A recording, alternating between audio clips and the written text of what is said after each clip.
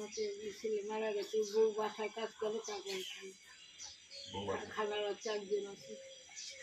আর কাজ কে করে? বৌমা করে? বৌমা বাসায় কাজ করে। বৌমা বাসা করে তোমাদের সংসার চালায়। 4 জন 4 জন খায়। এই একজন বাসা বাড়ি কাম করে, ওর থেকে 4 জন খায়। হ্যাঁ। না আমি বলছি রেশনের চাল ঢাল পাইলে ওগুলো খাই, রেশনের চাল খাই। সরকারে তো বিনে বসে চাল দিচ্ছে। হ্যাঁ, সরকারি বিনে বসে চাল দিচ্ছে, ওই চালও খাচ্ছে। খুব ভালো, চালগুলো ভালো তো, আমরাও খাই। ভালো হলেও খাই, মন্দ হলেও খাই। না চাল কি ভালো। করবো, আমাদের পেটে খিদা, খাইতে লাগবে। একটা বউ কাজ করে, 4 জন মানুষ খানা না। ছেলে তো মারা গেছে, ছেলেকে তো অনেক হায়দ্রাবাদ পর্যন্ত চিকিৎসা করছিল। যা পয়সা ছিল ছেলের পিছনেই গেছে, হায়দ্রাবাদ পর্যন্ত নিয়ে গেছে ছেলে।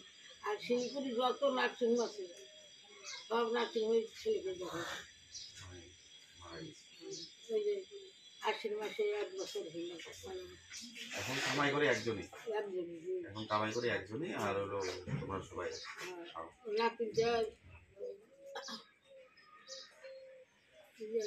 কি সুতা কাটা কাজ করে, দিন 50 না টাকা। এখনো ভালো আছে, তোমার বৌমা একটু ভালো আছে। 50 আমি টাকা। বললাম কোনো অসুবিধা নেই, তুমি আমার নাতিটা বাড়ির তো সাইডে এখন আসো। কাজ শিখতেছে কেবল। একটা নাতি আছে। ওরাও স্বাবলম্বী হবে, আস্তে আস্তে বড় হবে, কাজকর্ম শিখবে, সব ঠিক। ধন্যবাদ, প্রণাম। আপনারা মায়ের কথা শুনলেন।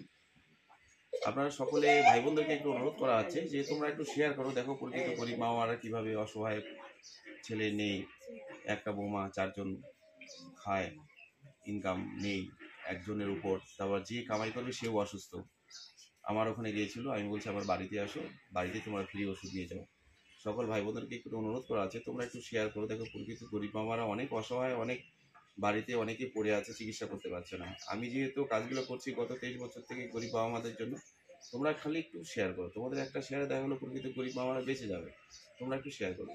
ধন্যবাদ, প্রণাম।